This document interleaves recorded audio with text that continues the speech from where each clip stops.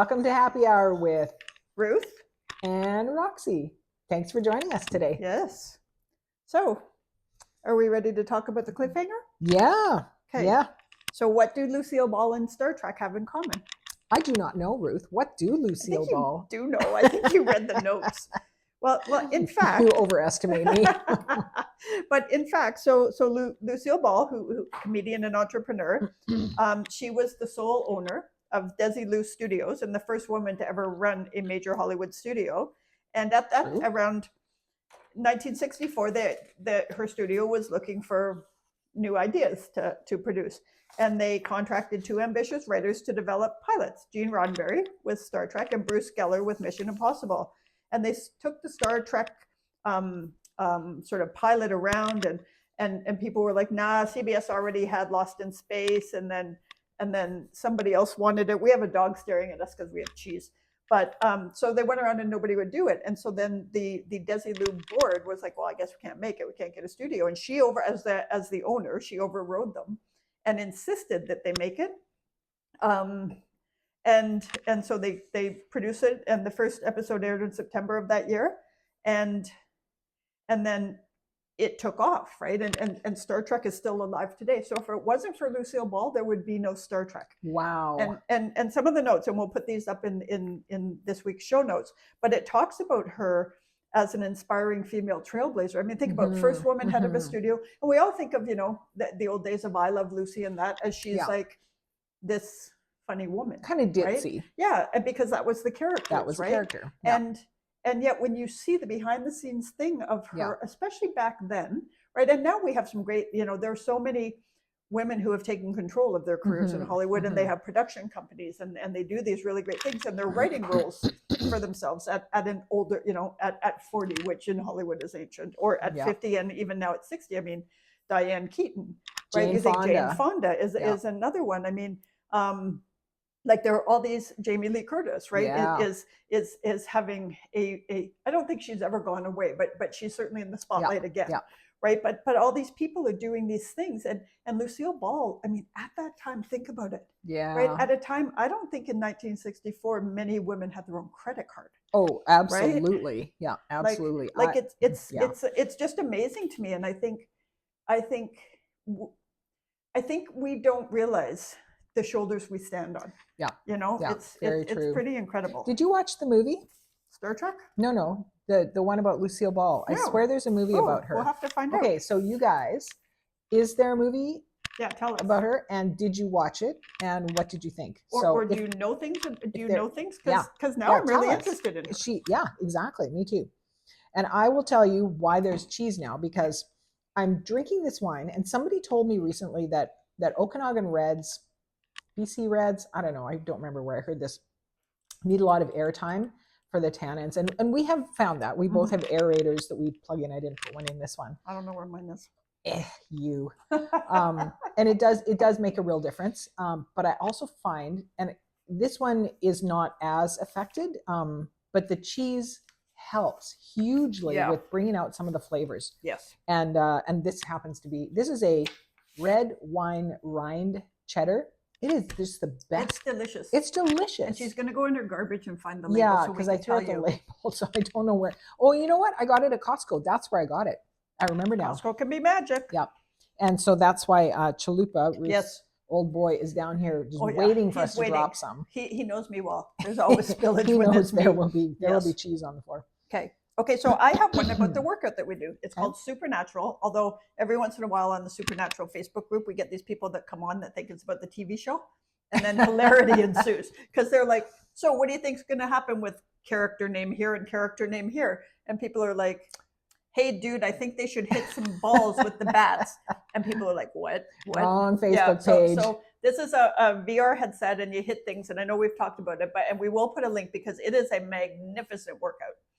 And if we are super brave, we're going to put up a video of what it looks like when we're doing it. Oh yeah, we should do that because it's ridiculous. Ray's taped me, so I've probably got something, and I have no dignity, so I can. Yeah, no, but it is, and she's also better at it than me. Oh, but hardly. I can't keep up with you these days. I'm working it, man. Yeah, you are working it, and I'm competitive, so I want to beat you. She's so funny because she's so supportive. But the first thing she'll say to me is like, "You worked out today." How many points have you got? That's right. I'm going to get you. And anyway, so there's this fellow, because there's a lot of people now. I think, I don't know how many It's a people big worldwide, community. but it is Yeah. a big community. And so I've been there since January 2021. And I think you came quite after, Within quite the year. soon after Within that, the right? year. Like a Yeah. few months after me.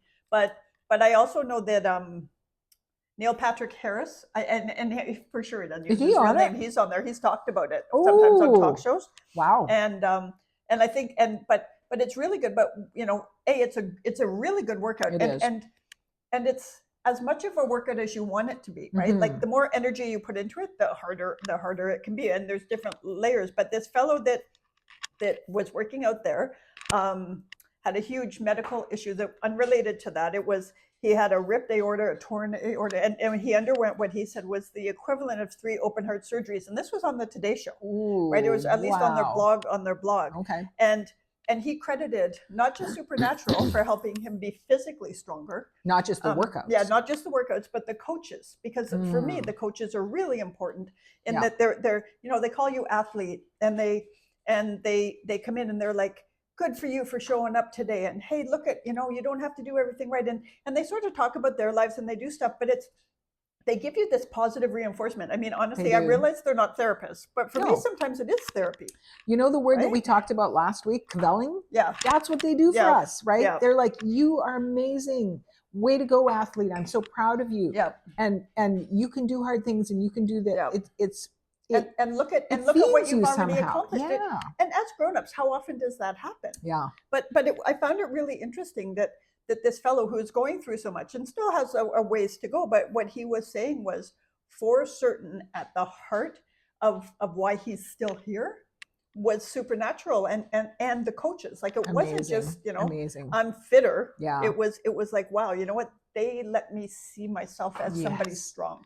And that's the thing, your mental outlook with a procedure like that, Yeah. your mental outlook is enormous, right? Yeah. And we all know what a big effect your emotional state, your psychological state has on your physical state. Yeah. And if you're, especially something like that, you're undergoing that level of really invasive surgery, you're going to be knocked for a loop, right? But if you believe that you're tough, if you've been told that you can handle stuff, that you're doing hard things, wow.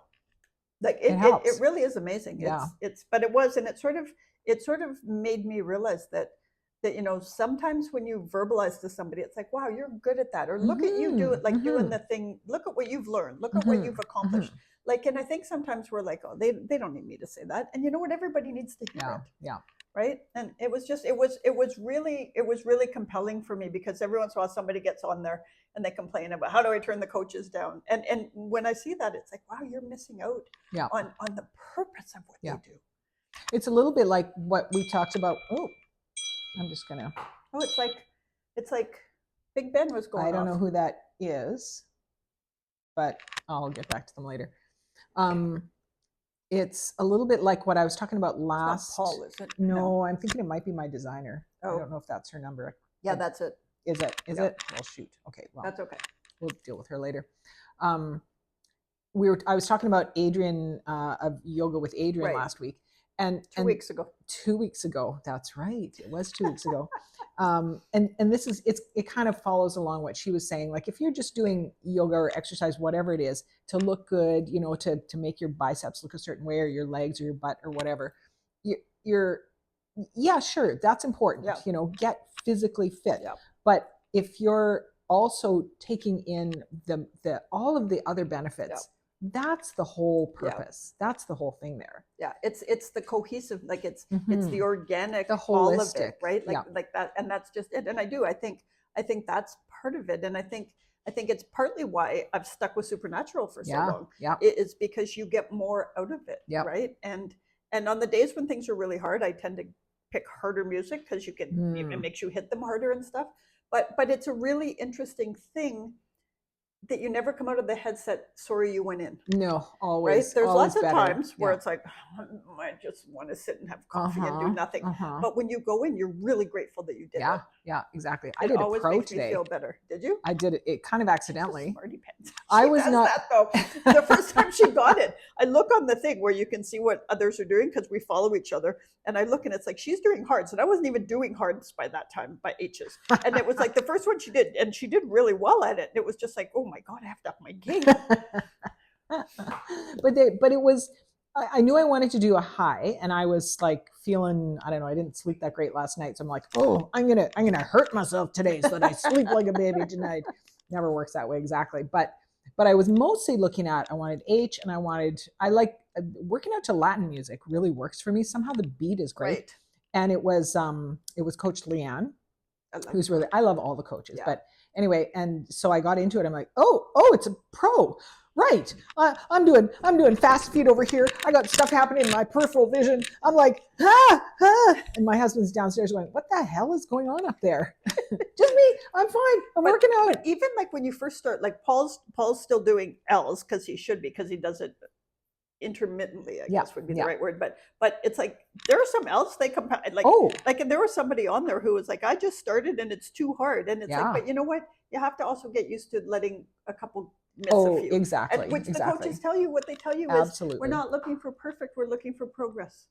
Right. And that's where results come from, is progress, because nobody's perfect. Even the coaches, like all of a sudden I hear them and you can almost hear them snicker or something, and they're like, yeah, well, I just missed that one. Right. Like, or they'll sing along. Yeah. And then you really get to see their human side. It's awesome. It is really awesome. And you do feel like you know them. Yeah, you do. It's really kind of cute. On the fitness line. I mean, I've been doing Supernatural just a bit shorter than you have, but last year in April, I bought myself a walking pad, a foldable under the standing desk treadmill, and I have used it pretty much every day. Because when you're, you know what it's like when you're, if so many people work online, they work on a computer, they work at a desk. It's really hard to keep active enough. Yeah. And especially when I'm, working on a deadline for a book or something, I'm just sitting there, and I'll get up after, 6 hours and it's like, oh, I need oil for all the parts, and I'm creaking. It's like the Tin Man from The Wizard of Oz. Totally like the Tin Man. And I find if I'm walking, I mean, my typing accuracy went down dramatically. Like, you get a lot of typos in my emails when I'm on the treadmill, but I get off and I'm feeling okay. I don't have, my neck's not all tightened up. So did you have a standing desk? I had a standing desk. Yeah. I got one when we moved here. Yeah. I had a pretty good setup before, but it was built into the house. Right. And so then when we moved, I'm like, well, I need a new desk. Right. So I guess I'd better, see what I want. And I had always wanted a standing desk, and I assumed that they were thousands and thousands of dollars.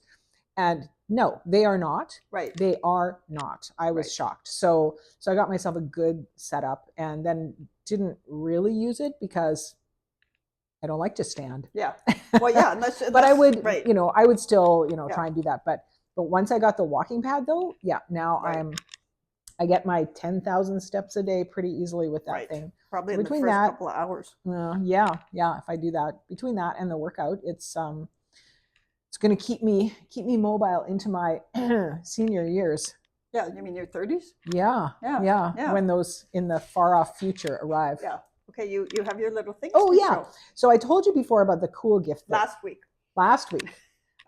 So take a look at this. I'm going to show you. See it? A cute little glass vial with a little cork lid. And these little guys in here are like little pills. See that? Little capsules. And when you open, so I'll open this one up because I haven't opened this one yet. Uh-oh, it's stuck. Nope, there we go. And it says, and it's even got a little good one. It's even got a little wrapper on it. A little gold thing around it. And this one says that you listened to me about U.S. politics. You doubled up on a few. I wrote them, but there's 100 of them in there. I wrote them like over probably a 3-month period. Yeah. Oh, wow. She thinks about me that much. There's something wrong with her. Mm-hmm.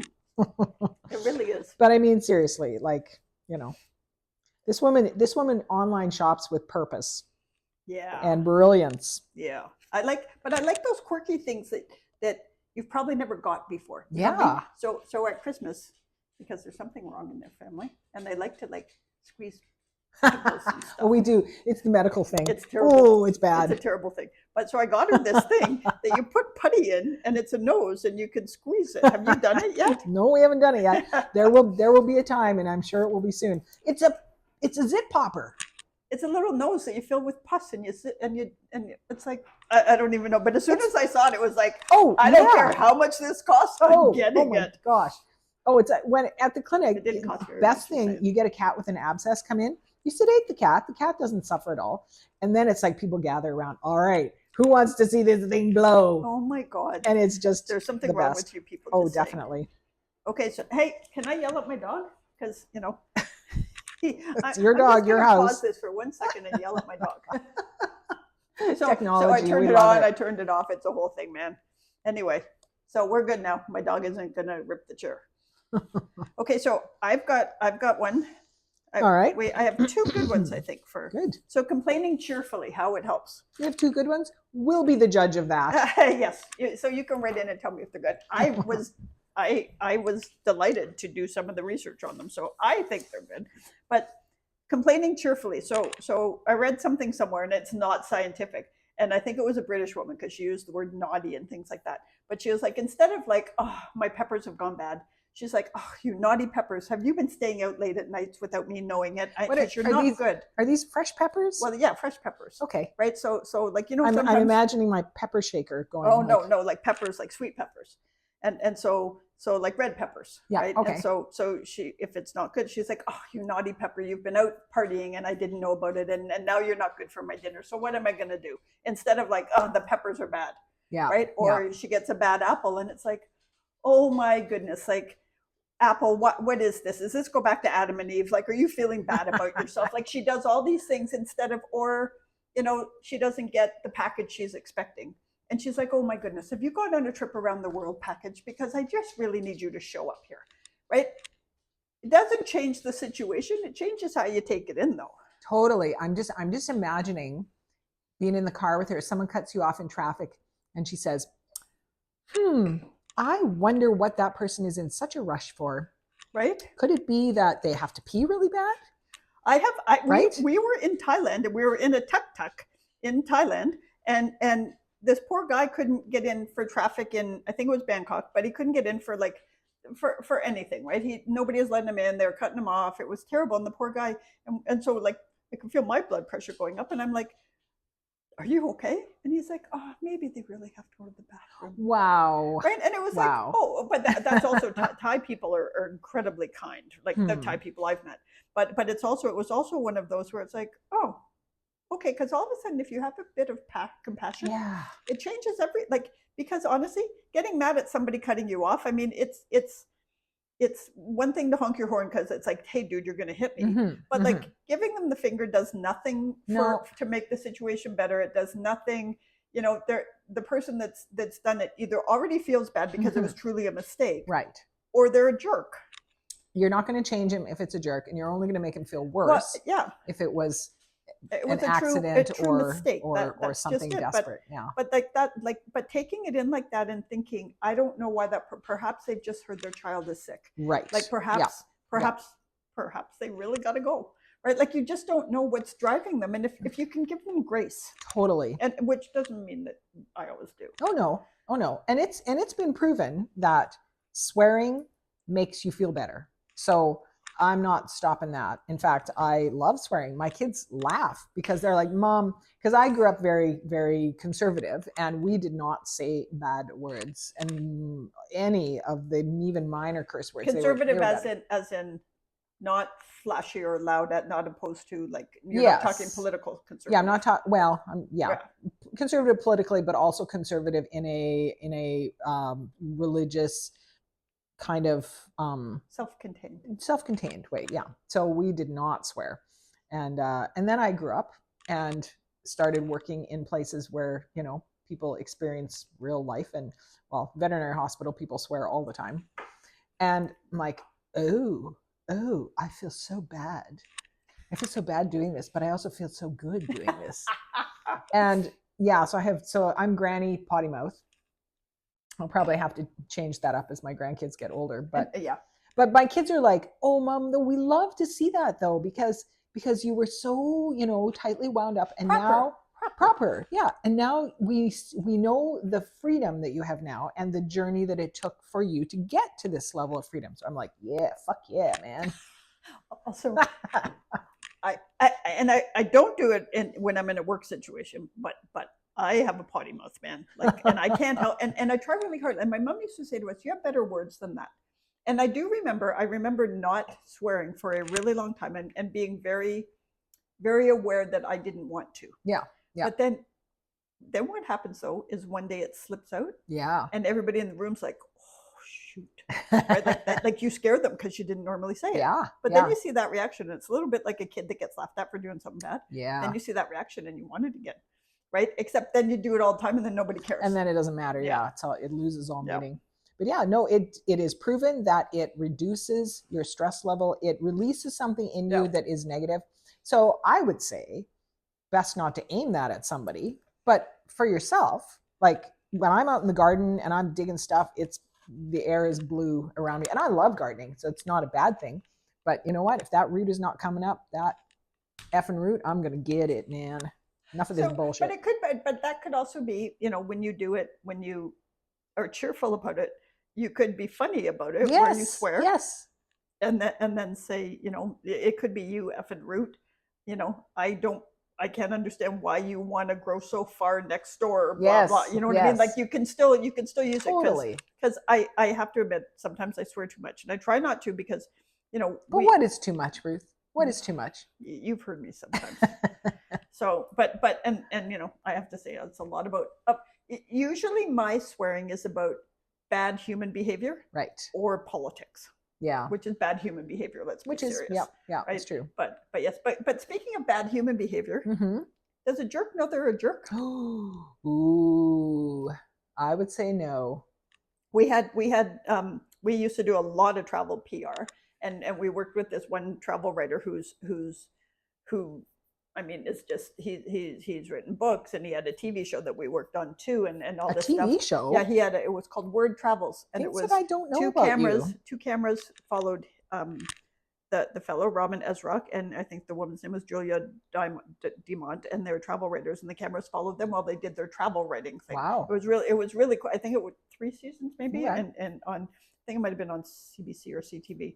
But he said, because quite often travel writers are kind of they go on a trip together, which I always couldn't quite understand because then they're going to write the same stories. But they go on a trip together, and he said, if you don't know who the asshat on the bus is, it's probably you, right? And he said, and that's just it. Like sometimes you're somewhere and you see somebody, and I'm not talking about somebody who's having a bad night or maybe had a bit too much to drink or whatever that's out of the norm for them. Like some people are just jerks, and so you wonder, are they jerks on purpose, or have they been hurt so badly somewhere they don't realize they're jerks? Right. And are they jerks in all situations? Because probably there are certain venues where people are triggered by whatever, and that brings out certain things because they're traumatized by something, or it triggers them for something, or they're just assholes. I don't know. Right. Because the other thing is, like, if somebody was triggered, I think, like, my reaction if something was happening that hits something that's sensitive for me or hurtful or any of it, would be to close in on myself. But that's me, and I get it. And others, if they're feeling insecure, they come out blustery. Right. But the other side is, if somebody's a jerk all the time, I assume they're a damaged soul. Right. If they can control it, it makes me more suspicious of them. That's scary then. Yeah. Right? Because if they can control it, that means that they're deciding when to use it and when not to use it. Yeah. And if they're doing that, that's deliberate. Yeah. And it's manipulative. Yeah. Right? Like, and that's just it. But I always wonder, because I'm sure there are people in my life that have known me that see me as a jerk. And how could that be possible, Ruth? I could punch you. she just channeled her husband, but like, you know what I mean, because as much as we think we're the hero in the movie, Yeah. in some people's movie we're the villain. Very true. Yeah. Right. And so there are certainly people who feel that way, and I get it, but it's also like, if I apply that to others, then because in the times when I have been a jerk, or I've been really wrong, and either didn't see it or didn't admit it or whatever it is, it's like none of my conscious intentions are never to harm somebody. Right. I could be thoughtless in the Right. in the proper sense of Yeah. the word, and Yeah. I could be selfish. Right.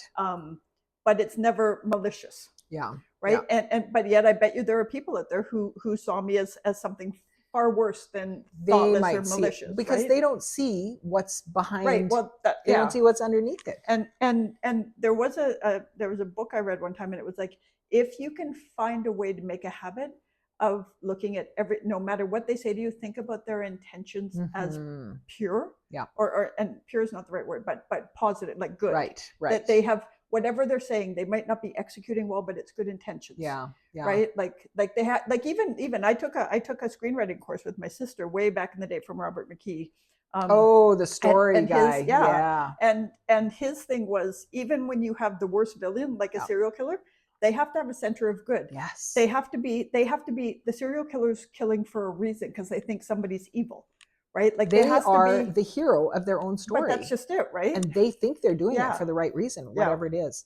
That's so interesting. We were talking about I'm working with a group of emerging writers right now in a mentorship kind of situation, and we were talking about something called deep POV, deep point of view, on Thursday at our last meeting. And this is kind of where that's going, because we were talking about how writing a deep POV, when an author employs this method, it allows the reader to get inside that character and see things and feel things. Mostly it's about feeling, the visceral feeling, the emotional feeling. And that's what turns good writing into great writing. And you can really do that. And that's the sort of thing you're talking about, right? If you've got a villain and you can make readers, or whatever, if you can look at people in your life and see not just the outside things, but if you can imagine what that inside story is, it will change the way you see them. Right. And it's funny. That sort of goes back to what we were talking about last week with the Dunning-Kruger effect with people, you know. So is it the same thing then? Do people who are good people, you know, do they underestimate their goodness? And people who are behaving badly in a moment, are they underestimating the effect that they have, like their jerkiness? Do they think that they're better than they are, and they are unable to see what they're doing to other people? Or do they think you deserve it? Ooh. Right. Yeah. Like the other thing, like what you were just saying, like the deep POV, like that TV show Dexter.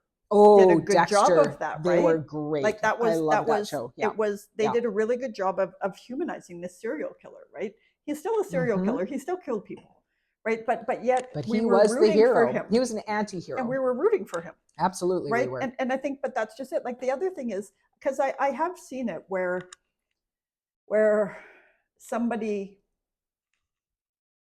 and it might be that they're so insecure. Like I always, and the thing between conscious and unconscious, right? Because people say things and they're being driven by an unconscious belief or that, and it's not it's not a conscious thing where you think, I'm going to walk in here and act like this, but you walk in and maybe it makes you insecure, so you say crap. Right. Like, and you say things that hurt other people, and because I expect in those minds that what they're trying, because they think to build themselves up, they have to put somebody down. A zero-sum game. Yeah. If you improve, if you get something, I lose something. Yeah.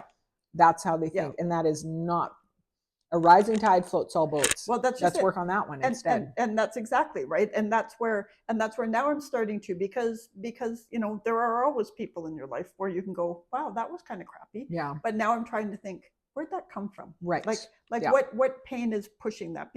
Because hurt people hurt people. Hurt people hurt people. But the other thing we were talking about in the last episode about Taylor Swift and stuff, and that's what she thinks. So it's her and Blake Lively and Selena Gomez, and there's a group of successful young women, right? I mean, they're very successful at a very young age. Yeah. And yet what they decided to do was lift each other up and lift others up. right? And that's how they portray themselves, right? They put it out there. They do all of this, and I think that's just it. And I think I have pretty black and white views, I think, of when somebody's mean, my reaction is you're mean, right? And what I'm trying to do now, She is scary. yeah, but especially if they're mean, if they're and it's one thing if you target me, I'll get pissed off and snark at you. But God help you if you come after somebody of mine. She is a defender. Yeah. She is a defender. Like, I'm a mama bear and I got no babies. You know what I mean? But the other side of that is like, it's a little bit of, I think, because when I was a kid, I was bullied, and I hate bullies. And I know that bullies are bullies because they've been hurt, right? Like, but the other thing is, better not come at it. And I don't care if it's a stranger. Yeah. Right. It's like, don't come at it in front of me because you don't get to do that. And I'm sorry you're hurt. Yeah. But you're not pushing it out. That is your cross to bear, your stuff to deal with. You deal with it. You do not take it out on others. And bullies and attacks and stuff like that. Like, I have no time for it. And yet I do in moments like these, not in that very moment, because then I want to punch them in the throat. Yeah. But I do have compassion. Yeah.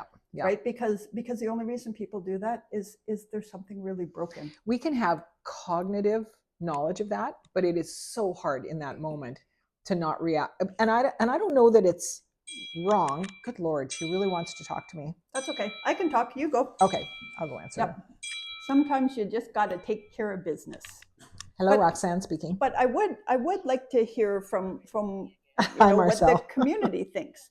Right? I think it's a really important thing about how you react to bullies and how you handle people that are challenging. I'm just in the middle of podcasting with Ruth, actually.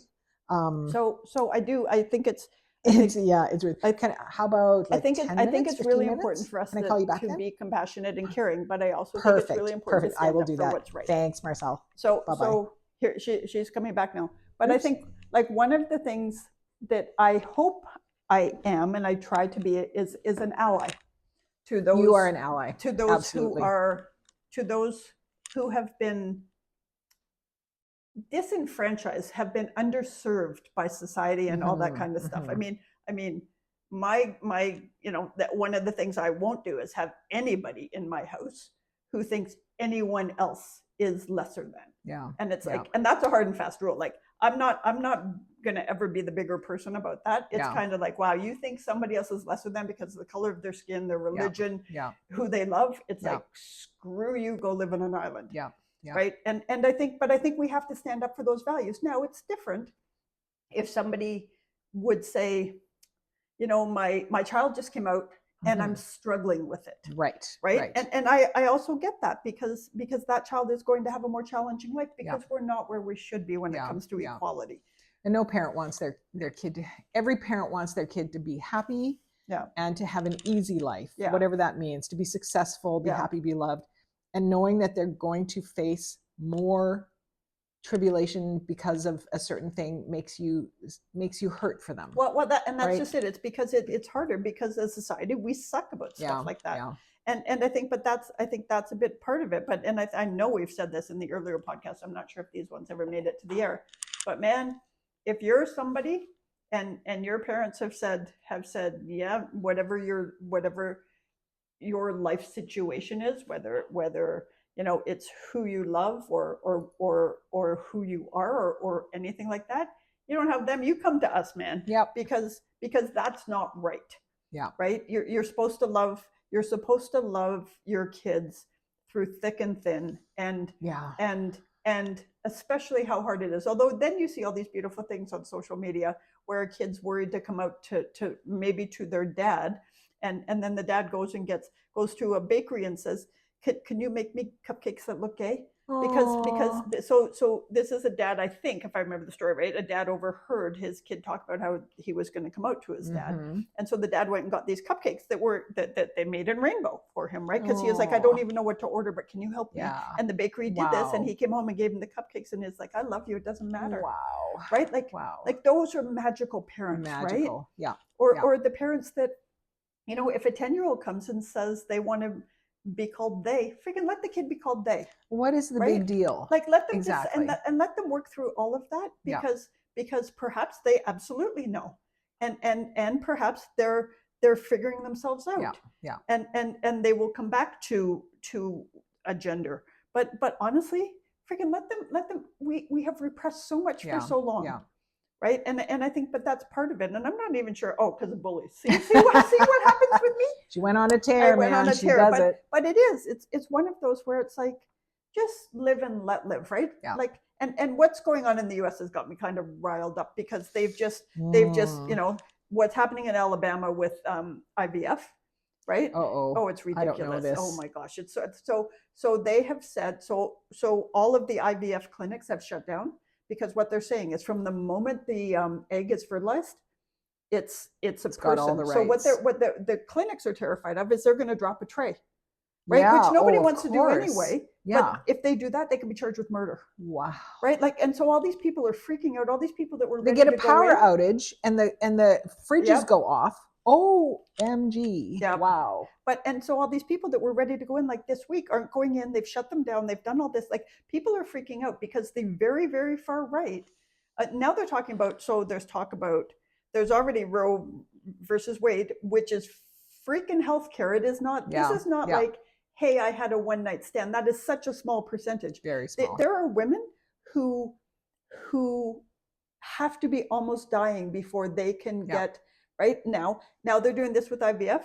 It looks like they're going to come after birth control and other things like that. Like, it is so ridiculous. And these are all freaking old white men, mostly old white men. This is Gilead. This is Handmaid's Tale. Margaret Atwood was prescient, brilliant in writing The Handmaid's Tale as she did, because wow, it's absolutely coming true. But it's it's really scary. I think there'll be a big backlash come November. And we're already seeing that in some of the smaller things. But the other side of it, I remember when the Roe versus Wade, we're all putting up these coded things. And honestly, nobody's going to do it. But it was like, hey, if you ever have to go camping, come camp with me, and, I'll drive you wherever you need to go, and I'll do this. Because in Canada, we actually have access to healthcare that allows us, autonomy over our bodies. And it was like, we're all putting these up, and nobody's ever going to do that, except it was just saying to the women I know on social media, we got your back. Totally. It's funny. I have 3 children. I had 4 pregnancies. I lost one right at around the 3-month mark. And I was very pro-life in my early days, because I have babies. I think these babies are amazing. I can't believe all these things that happened to me, that happened to them while they were inside me. Completely enthralled with the creation that happens during pregnancy. It is an amazing thing. But when I had the miscarriage, I had to go for a D&C because it was incomplete, and it was a rough experience. And that is the same as an abortion. I would have been denied that. I would probably have ended up with a uterine infection. I may not have been able to carry another pregnancy afterwards. The fact that is what's in question just kills me. It's bad enough to lose a pregnancy. It's bad enough to deal with an unplanned pregnancy, not knowing what you're going to do. To be denied the choice of you as an autonomous human being making this decision, that is just wrong. Well, and all of these and let's be very clear, it's Republican, it's MAGA senators, and it's men, right? And not it is completely, men. No, but it's mostly men. But are coming out, and it's like, we need more births, we need this, and it's like, yet they're not taking care of the kids who are food insecure, and they're not taking care of kids who need schooling, and they're banning books. I'll tell you, the people that are the most despised or whatever, they're the single moms with multiple children. Wow, we do not want to care for them. How did they get there? You know what? So many socioeconomic issues that underpin that. And there's a guy involved. There's always a guy involved. Nobody's mandating freaking vasectomies. Yep, no kidding. But the other side is like pro-choice does not mean pro-abortion. No, right? It does not. I never had to face it. So I have no idea what I would have done. I would like to think that I would have figured it out. But I also grew up, middle class, but privilege, right? And I've always had a support system of friends and family. It's different.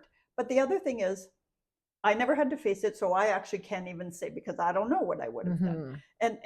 I think sometimes people think it's like we just want to think of abortion as birth control, and that's not it. No, that Right? is It not is, it. and there are so many, like, honestly, I think it's something ridiculous. It's well over 95% are actually medical procedures to save the life of the mother, or because the child is not viable. Mhm, Like, you know what I mean? mhm. Like, it's all of this stuff. And then IVF, it's like, now it's become ridiculous, right? Yeah. So the whole, so what people are, I mean, they're doing it jokingly, but they're like, okay, so go fertilize a bunch of eggs Mhm, and then claim them as dependent and see what Alabama mhm, does. mhm. You know what I mean? But the other thing is, it's like, oh my goodness, like, so then the other side, then one of the actual senators was saying, well, then if you're going to do that, just fertilize one egg and see, do it one at a time. And people are like, that's cost prohibitive. Nobody can afford that, right? Because usually they do 3 or 4 because they need one to Of take, course, of course. right? Or even more, like, I don't even know, but it's one of those where it's like, but it kind of goes Because they back always to, implant 2 or 3. yeah, Because right, they know the likelihood of multiples is small. yeah, They're going to for sure lose some. well, that's just it. And it is, but it is one of those things, and that goes back to the whole sort of, there are lots of times when somebody might be behaving badly, I could go, oh, they're really hurting, so Mhm, the thing to do would be to say, how do I help you, mhm, right? Like, mhm. that's a different thing. When they're doing this, I have a big mouth and I'd like to punch them in the throat. And on that note, where are we? Oh, we're only at 25 minutes. We can go to happy things. Oh, we can go to happy things. That's good. That's good. Because Okay. that was a dark thing. We got But deep, you know man. what? We But got you know really what? deep. Those things are important. And it is important to talk about the hard things sometimes, even though it gets a little dark. Yep. But I don't know. I sort of ignored a lot of hard things for a lot of time in my life. And now I feel like I have a voice, I have opinions, I have knowledge, and I'm going to share it. Yep. You know? Because if we don't, then other people don't. And then the asshats are always sharing their stuff. Yep. So reasonable people have to. And usually with the wrong freaking, like, the facts Yeah. are, they aren't facts. Misinformation. Right. Yeah, exactly. But that's just it. But you know, so going back to that, I think now we can get a little bit lighter. So one of the things that we can all do is share. So my sister shares a lot of stuff because she's really worried about the climate. Okay. Right. And she's always talking about, you know, it's like, do what you want, but think about the impact, Mhm, right? Kind of mhm. thing. You know, you don't always need new clothes. I always need new clothes. but you know, but there's other stuff, like there's other stuff you do, like we grow vegetables here. Yep. Right. We Yep. we do, like, and we do, and we're aware of things. Also, honestly, we never leave the compound. Almost never. Like, how often do we actually go out of the compound to go for dinner? We usually, like, we make stuff, or we hang out Today here. we're sending the guys out to pick Yeah, up they pizza. did go out tonight. Yeah. But it's like, we don't like, and since COVID, I don't have to drive hardly to any work I stuff. actually had to take my car out to make sure I could drive it around because I'm like, I don't know if the oil is still circulating. I think it needs to, I probably Right. don't need to have a car, but between the Between four the- of us, we right. definitely don't need 4 cars. No, So- no, and that's just it. But it is like, so, but my sister's always posting about that kind of stuff. And so what she's made me do is think about consumption, right? Mm. And it's brought an awareness to me that I thought it was pretty good, but when she puts stuff up, it's kind of like, oh, you know, so buy good things that last, Mhm, right? Don't buy the, mhm. you know, don't, like, that kind of stuff. It's also like, if you're going to travel, then travel for the things you want to do, but think about how far you really need to go, Mhm. right? Like, and we're lucky, we hardly ever leave here in the summer because it's beautiful here. People come here in the summer, Yeah. we don't leave. Yeah, but it's like, there's all that stuff. So pushing your voice out there Mhm. really does matter. Or somebody, you know, like, and I don't know enough, and I keep trying to learn, and I'm more confused about what's going on with Israel and Gaza and stuff, and I don't know enough. But there are lots of people that are posting things saying, you know, Mayim, I'm going to forget her name, but she was on Jeopardy, and she was in The Big Bang Theory. She played Amy. Yeah. Right, but anyway, Yeah. she posted, you know, how to talk about this situation. Ooh. Right, because she's Jewish. Okay. And so she was talking about it because the Palestinian people are not, it's Hamas that people are angry with. Like, yeah. so she talked about that, and it is a really complicated thing that honestly I'd like to speak to somebody who's an expert in it so I could understand. But there are people out there that know things, that are talking about it, and I'm learning things. So if you have something that you care about and that you know something about, share that, because we all learn. Like, that's one of the good things about social media, right? Yeah, it's true. Is or if you can reach out and say, hey, like, I kind of, this is the thing and I'd like to understand it. Most people are like, hey, you know what? Let me tell you what I think. Yes. Right. And our friend Della is really good at that. Like, she spends a lot of time. She spends time with a lot of really smart people, and Della's really smart, but she always goes in to listen, and she'll say, what do you think about that? She is amazing at that. Yeah. And I think that stuff, but I think we get to be good members of society when we ask the people who are being affected. Yeah. Right? We're all the subject matters of our own experience. Yeah. So you might not know the political underpinnings about a thing, but you know your experience of a thing. Yeah.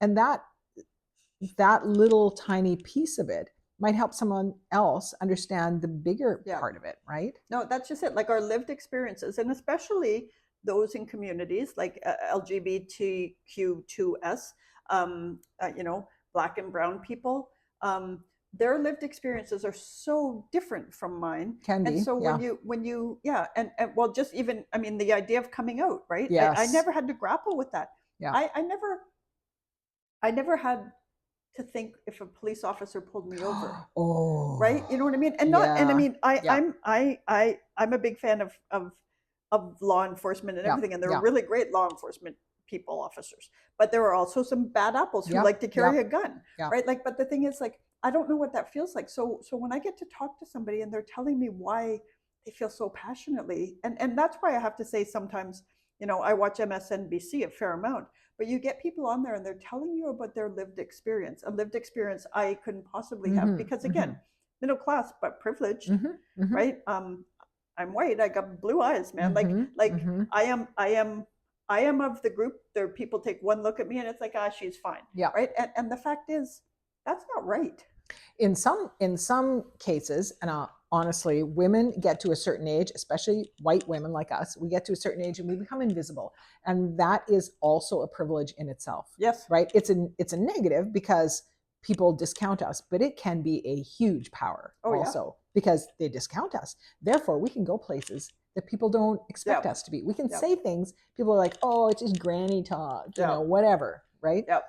No, that's fair. You do become invisible, which is really interesting, right? It's an interesting thing to all of a sudden realize that if something happened to you, like in a crowded mall, and the police said, "So what was she wearing?" Nobody would be able to tell you, know, right? No, they wouldn't. But it is an interesting thing. But the other side, juicy sweatpants with a G-string, that never happened.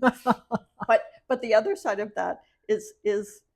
Sometimes it's nice to be invisible. It is. Oh, it is. Right? Oh, there is power. Yeah. There is power. For any of you approaching the 40s, 30s, possibly somewhere north of that, really. There is fantastic benefits getting to this age. Man, it's the third act and it is the best act. Yep.